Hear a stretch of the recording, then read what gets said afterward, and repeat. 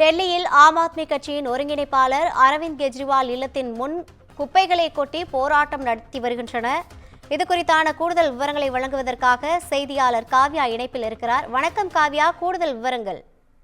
வணக்கம் ரவீனா. டெல்லியின் முன்னாள் முதலமைச்சரும் ஆம் ஆத்மி கட்சியின் ஒருங்கிணைப்பாளருமான அரவிந்த் கெஜ்ரிவால் இல்லத்தின் முன்பு போராட்டத்தில் ஈடுபட்ட, குறிப்பாக குப்பைகளை கொட்டி லாரியில் குப்பைகளை கொண்டு சென்று கொட்டி போராட்டத்தில் ஈடுபட்ட மாநிலங்களவை எம்பியான ஸ்வாதி மல்லிவால் தற்போது கைது செய்யப்பட்டிருக்கிறார்.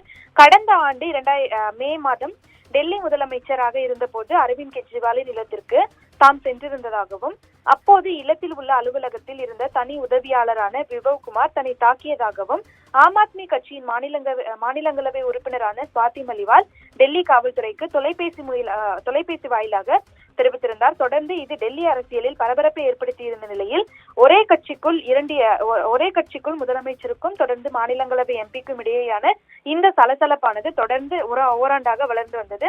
இந்த புகார் தொடர்பாக ஸ்வாதி மல்லிவால் எழுத்துப்பூர்வமாக புகார் தெரிவிக்கவில்லை என்றும், நெறிமுறைகளின்படி டெல்லி காவல்துறையின் முன் அனுமதியின்றி முதலமைச்சர் வீட்டிற்குள் நுழைய முடியாது என்பதால் தொடர்ந்து அவர் மீது நடவடிக்கை எடுக்கப்பட்டதாகவும் முன்னதாக காவல்துறையினர் தரப்பில் தெரிவிக்கப்பட்டிருந்தது.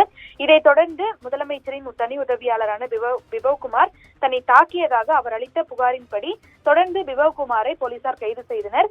இந்த கைது நடவடிக்கையை தொடர்ந்தே ஆம் ஆத்மி கட்சியின் இந்த இரு தலைவர்களான அரவிந்த் கெஜ்ரிவாலுக்கும் ஸ்வாதி மல்லிவாலுக்கும் இடையே தொடர்ந்து மோதல் போக்கு என்பது நீடித்து வந்தது.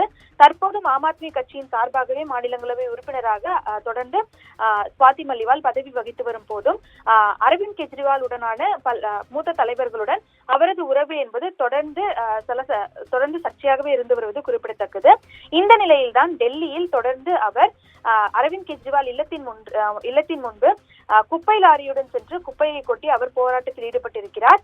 தொடர்ந்து தலைநகரை குப்பை நகரமாக மாற்றியதாக அவர் லாரியில் குப்பைகளை கொண்டு சென்று அரவிந்த் கெஜ்ரிவால் வீட்டின் முன்னதாக அவர் கொட்டியதும் குறிப்பிடத்தக்கது.